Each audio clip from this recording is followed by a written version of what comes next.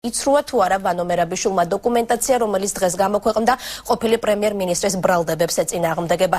საბუთებიდან ირკვევა, რომ რაბათის ციხეში ცნობილი ბრენდების მაღაზიები გადასახადების გაზრდის გამო არ დახურულა.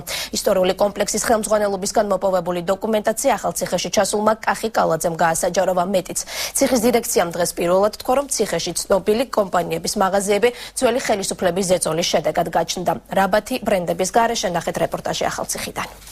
ესეც წავიდნენ ხო? კი, ესეც წავიდნენ. აზრი არ ქონდა თუ ისეთი თანხები მოთხოვეს, რომ დახურეს და წავიდნენ.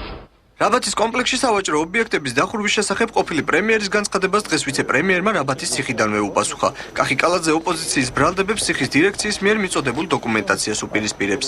აქ არის საუბარი 65,000-ზე, 35,000-ზე, 27,000-ზე 30,000-ზე, მაგრამ არის რამოდენიმე კომპანია, თქვენ ხედავთ აქ, სადაც სარიელია, ალბათ ივანე მერაბიშვილის საახლობლოა, რომელსაც საერთოდ არანაირი გადასახადები არ ჰქონდათ. ეს ადამიანები დიდი დაჯარიმების ან საგადასახადო გადასახადების გამო არ გასულან. მხოლოდ და მხოლოდ გავიდნენ იმის გამო, რომ ჯერ ერთი წინასწარ ჰქონდათ გადახდილი უზარმაზარი თანხები და მეორე ის, რომ ჯერ სეზონი არ არის და ტურისტობის ნაკლებობაა.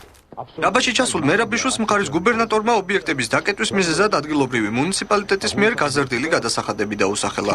ივანე ციკლაურის ინფორმაციას არადასტურებს ახალციხის რაიონის გამგებლის მოვალეობის შემსრულებელი ფესო ხითარიშვილი განმარტავს, რომ რაბათის ციხეში გადასახადები არ გაზრდილა. არამიზნობრივი ხარჯა იყო, რაც მე შევაჩერე. ჩემი განკარგულებით გადახდა შეჩერდა, შეუჩერდა ამ ობიექტების კომუნალური გადასახადების გადახდაზეა საუბარი.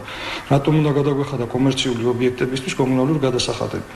თვითონ რასაც ხარჯავენ და გადაიხადონ თვითონ. კომპლექსის დირექტორი ყვება, რომ ვანო მერაბიშვილმა პრემიერის პოსტი გამოიყენა და ციხის ტერიტორიაზე ცნობილ ბრენდებს მაღაზიების გახსნა აიძულა. ეს ხალხი ძალიან ყავდა შემოყვანილი, მოატყუეს თავიდანვე ალბათ, რომ აი ესეთი რაღაცა იქნება, სასწაული იქნება, რაღაცეებში ალბათ დააჯერეს ის ხალხი, რომ ესე იქნებოდა, მაგრამ რეალურად არ არის ესე, ხო? ეხლა ტურისტებთან დაკავშირებით კიდე აცხადებს ბატონი გუბერნატორი, რომ თვეში 5,000 კაცამდე შემოდიოდა, ხო? დღეში უпростоრად 5,000 კაცამდე შემოდიოდა. მე შემიძლია წარმოგიდგინო, მთელი რაც გაიხსნა რაბათის ციხე, მთელი ესე ვთქვათ, მონაცემები, რომელ თვეში რამდენი ადამიანი შემოსულდა. დღეში 5,000 ადამიანი, არც ერთ თვეში არ ფიქსირდება ესეთი. ბრენდების მაღაზიები, რომ ახალ ციხელებზე არ იყო გათვლილი, ამას თავად მოსახლეობაც ადასტურებს. მათი განმარტებით პიერ კარდენი, ტომ ტეილორი, სვოჩი, პუმა, სელიოის ნაწარმია, რომლის ყიდვაც მაღალი ფასის გამო არ შეუძლიათ. ჩემი მეგობრებთან ერთად არ დავდივდი, რადგან ისეთი ფასები იყო, რომ უბრალოდ ხელმისაწვდომი არ იყო.